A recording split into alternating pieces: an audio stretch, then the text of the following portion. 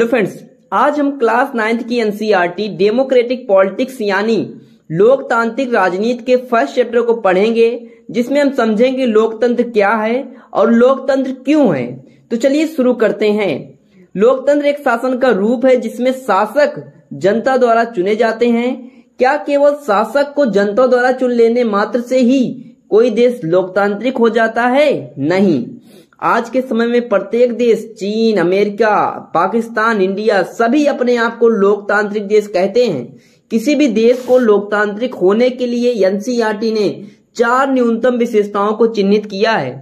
पहला, प्रमुख फैसले निर्वाचित नेताओं के हाथ, यानी देश में कोई कानून बनाना है या नहीं बनाना है, देश में टैक्स बढ़ाना है या नहीं बढ़ाना है, ऐसे प्रमुख फैसले पर चुनी हुई सरकार स्वयं निर्णय ले, न कि सरकार के निर्णयों पर किसी दूसरे देश या किसी बिजनेसमैन का दबाव हो। इसलिए लोकतंत्र में अंतिम निर्णय लेने की शक्ति जनता द्वारा चुने गए सरकार के हाथ में होना चाहिए। नंबर 2, स्वतंत्र एवं निष्पक्ष चुनाव।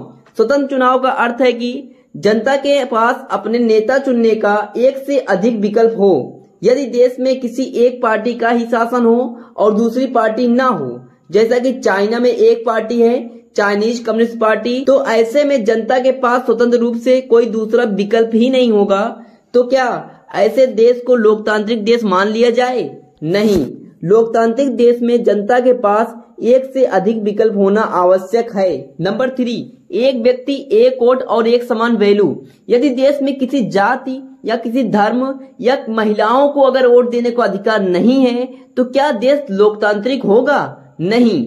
और यदि देश में प्रत्येक नागरिक को वोट देने का अधिकार तो है, लेकिन यदि कोई गरीब व्यक्ति वोट करे तो उसके वोट की काउंटिंग 1 माना जाए, और यदि कोई अमीर करोड़पति वोट करे तो उसके वोट की काउंटिंग 10 या 50 काउंट किया जाए, तो क्या इसे लोकतांत्रिक देश कहेंगे?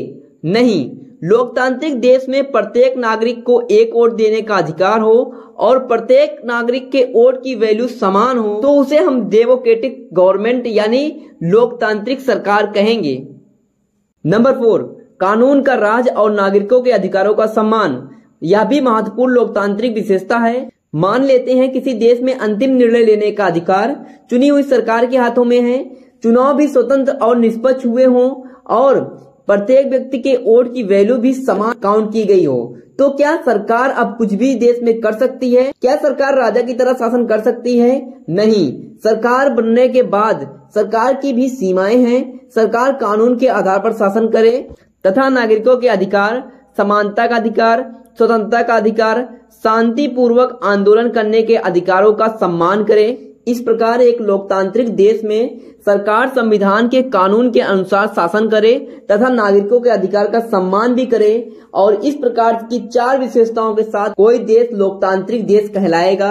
अगर आपको यह वीडियो पसंद आए, वीडियो को लाइक करें और ऐसे ही इंटरेस्टिंग वीडियो के लिए चैनल को सब्सक्राइब कर लें। अगर आपको इस वीडियो से कुछ नया सीखने को मिला हो तो अपने फ्रेंड्स को जरूर शेयर करें। Thank you.